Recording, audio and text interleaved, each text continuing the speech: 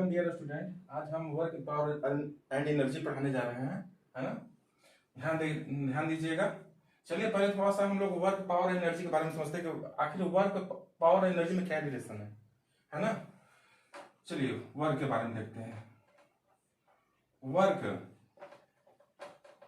Power energy, पहले थोड़ा सा इसके अंदर का रिलेशन देख लेते हैं। वर्क एनर्जी एक दूसरे का पूरक है। बिना एनर्जी का अगर हम लोग कोई भी वर्क नहीं कर सकते। अगर हम लोग कोई भी काम करना है तो हमें एनर्जी चाहिए। जैसे हम लोग खाना खाते हैं, हम लोग न्यूट्रिशन लेते हैं और हाँ, तो जैसे वर्क और एनर्जी देख रहे हैं हम लोग। वर्क और एनर्जी एक दूसरे से जुड़ा टर्म है, एक दूसरे से रिलेटेड है ना। जैसे कहते हैं कि बिना एनर्जी का वर्क नहीं हो सकता। जैसे देखिए, जैसे एनर्जी को हम लोग बोलते हैं कि the capacity to do work, काम करने की क्षमता को हम लोग क्या बोलते हैं? एनर्जी बोलते हैं। काम करने की क्षमता को हम लोग क्या बोलते हैं? एनर्जी बोलते हैं। वर्क क्या होता है कि अगर किसी बॉडी पे अगर हम फोर्स लगा रहे हैं और बॉडी अपना पोजीशन चेंज कर रहा है, अगर किसी बॉडी पे हम फोर्स लगा रहे हैं और बॉडी अपना पोजीशन चेंज कर रहा है और पोजीशन चेंज कर रहा है, तो वहां पे हम लोग कह सकते हैं कि बॉडी वर्क कर रहा है। अगर बॉडी ने पोजीशन चेंज नहीं किया, अगर बॉडी पे हम लोग फोर्स लगाए और बॉडी ने पोजीशन चेंज किया, क्योंकि देखिए टाइम तो चेंज हो रहा है। क्या टाइम तो चेंज हो रहा है, टाइम बदल रहा है, लेकिन हम लोग का बॉडी का पोजीशन चेंज नहीं हो रहा है। जैसे एग्जांपल इससे समझिए। जैसे मान के चलिए, जैसे कोई ऑब्जेक्ट है किसी मास m का, अगर इस पे हम फोर्स लगा रहे हैं, फोर्स F लगा रहे हैं, बॉडी किसी पोजीशन जहां पे बॉडी रखा गया है उस पोजीशन को हम लोग ओरिजिन ओ मान लेते हैं, जिसको हम लोग ओरिजिन बोले या इनिशियल पोजीशन बोलते हैं। और अगर बॉडी अगर देखा जाए, टाइम ले लेते हैं, मान के लिए 7 बजे देख रहे हैं कि बॉडी का पोजीशन इसी पोजीशन पे है। टाइम देख रहे हैं कि 8 बज भी गया, फिर पोजीशन चेंज नहीं हो रहा है, बॉडी जहां पे है वही पोजीशन पे है। इसका मतलब ये होता है कि यहाँ पे कोई वर्क डन नहीं हुआ है। ठीक है। अच्छा चलिए थोड़ा सा हम लोग पावर के बारे में बात करते हैं। पावर क्या होता है? पावर क्या होता है? अगर कोई भी काम किसी समय में किया जाए, अगर कोई भी काम किसी समय में किया जाए तो उसको हम लोग क्या बोलते हैं? पावर बोलते हैं। कोई भी काम अगर किसी समय में किया जाए तो उसको क्या बोलते हैं? पावर बोलते हैं। चलिए टॉपिक को स्टार्ट करते हैं वर्क से। थोड़ा डिटेल में समझते हैं वर्क के बारे में। वर्क क्या होता है ना। तो जैसे वर्क के बारे में हम एक छोटा सा डिफिनेशन लिखते हैं। Work is said to be done, work is said to be done when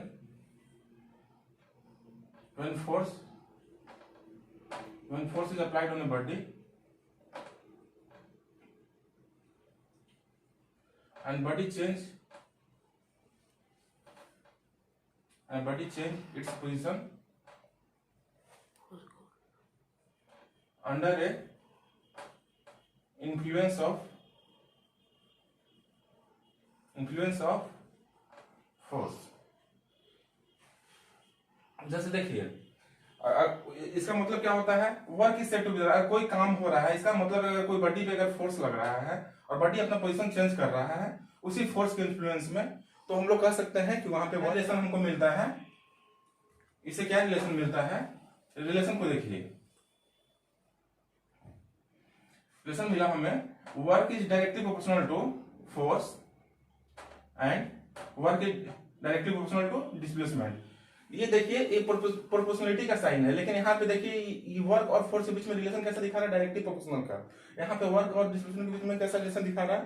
directly proportional का। इसका मतलब ये होता है कि अगर इस दोनों को हम लोग कंबाइन किया जाए तो हमें क्या रिलेशन मिलेगा? Work directly proportional to F S, work directly proportional to F S. तो अब प्रोपोर्शनलिटी का साइन को हटाना होगा, तो हमको यहाँ पे क्या करना होगा? एक कांस्टेंट को लाना होगा। एक कांस्टेंट के ले आएंगे, है ना। के क्या वेयर क्या होता है? के होता है कांस्टेंट ऑफ प्रोपोर्शनलिटी, कांस्टेंट होता है यहाँ पे, प्रोपोर्शनलिटी कांस्टेंट होता है। यहाँ के का मान को हम लोग क्या लेंगे? 1 ले लेते हैं, है ना। तो जब के का मान वहां पे 1 पुट करेंगे तो यहाँ पे वर्क इक्वल टू क्या आ जाएगा? फोर्स इनटू डिस्प्लेसमेंट हो जाएगा। तो यहाँ पे एफ इक्वल टू क्या हो गया? फोर्स हो गया। एस इक्वल टू क्या हो गया? डिस्प्लेसमेंट हो गया। और डब्ल्यू क्या हो गया? यहाँ पे वर्क डन हो गया। तो चलिए इसका एसआई की बात कर लेते हैं। फोर्स का एसआई क्या होता है? न्यूटन होता है। न्यूटन को कैपिटल एन से भी डिनोट करते हैं हम लोग। एस का क्या होता है? डिस्प्लेसमेंट होता है।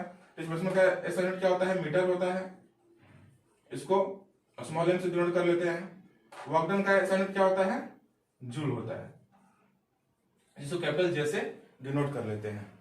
ठीक है, चलिए आगे। अब चलिए थोड़ा डिटेल में वर्क डन का SI यूनिट के बारे में चर्चा कर लेते हैं।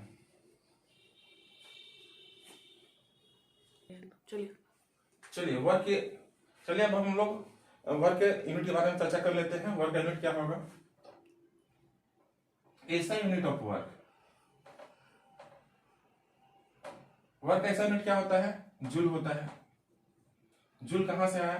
तो पहले इसको देख लेते हैं। और हम लोग जानते हैं कि वर्क इक्वल टू क्या होता है? फोर्स इनटू डिस्प्लेसमेंट होता है। जूल को हम लोग कैपिटल J से डिनोट करते हैं। तो फोर्स का क्या होता है? SI यूनिट न्यूटन होता है। डिस्प्लेसमेंट क्या होता है? SI यूनिट मीटर होता है। तो 1 जूल इक्वल टू होता है 1 newton metre. 1 joule equal to क्या होता है? 1 न्यूटन मीटर होता है। चलिए अब हम लोग बात कर लेते हैं। थोड़ा सा क्वेश्चन अगर ज्यादा मतलब गहराई से पूछेगा तो सीजीएस यूनिट भी पूछ सकता है वर्क का। तो वर्क का सीजीएस यूनिट क्या होगा? सीजीएस यूनिट ऑफ वर्क आप लोग जानते होंगे। सीजीएस यूनिट क्या होता है? सी से मतलब सेंटीमीटर, जे से ग्राम होता है, और एस से क्या होता है? ऐसा सेकंड होता है। अब यहाँ पे ध्यान दीजिए, unit of work, CGS unit of work क्या होगा? यर्ग होता है। सीजीएस यूनिट ऑफ वर्क क्या होता है? अर्ग होता है। ये अर्ग। सीजीएस यूनिट ऑफ वर्क क्या होता है? अर्ग होता है। तो 1 जूल बराबर कितना अर्ग होता है? 1 जूल बराबर 10 की पावर 7 अर्ग होता है। इसको याद कर लीजिएगा।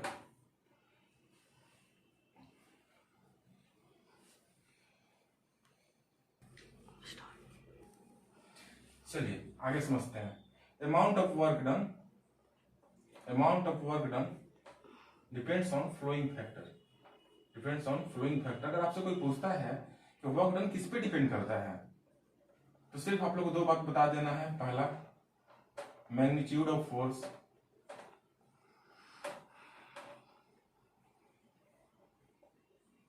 दूसरा डिस्प्लेसमेंट। चलिए एग्जांपल देखते हैं। वर्क कहां पे होता है, नहीं होता है। चलिए एग्जांपल के बारे में हम लोग थोड़ा चर्चा कर लेते हैं। और वर्क के बारे में, तो वर्क, चलिए एग्जांपल के बारे में थोड़ा चर्चा कर लेते हैं। एग्जांपल से कहां पे वर्क डन हो रहा है, कहां पे वर्क डन नहीं हो रहा है। चलिए पहला एग्जांपल लेते हैं।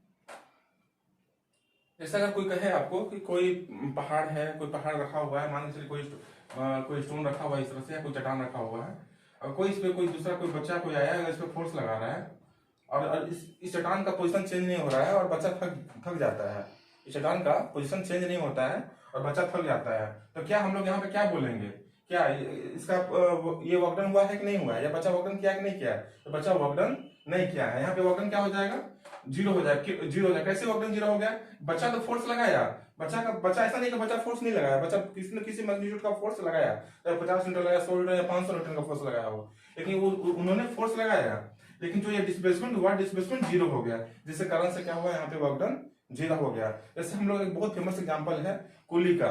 जैसे कुली है, बैग लिया हुआ है सर पे, और कुली खड़े खड़े बैग लिया हुआ है, और कुली थक जाता है। तो क्या कोई पूछे उससे क्या कि फिजिक्स के केस में या साइंटिफिक अप्रोच में क्या कुली ने वर्क डन किया?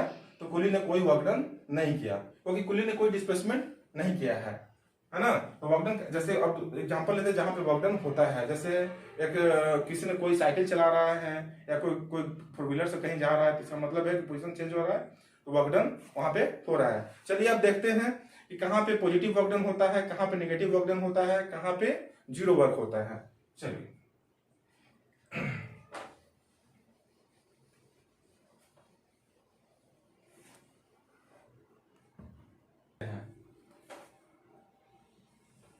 पॉजिटिव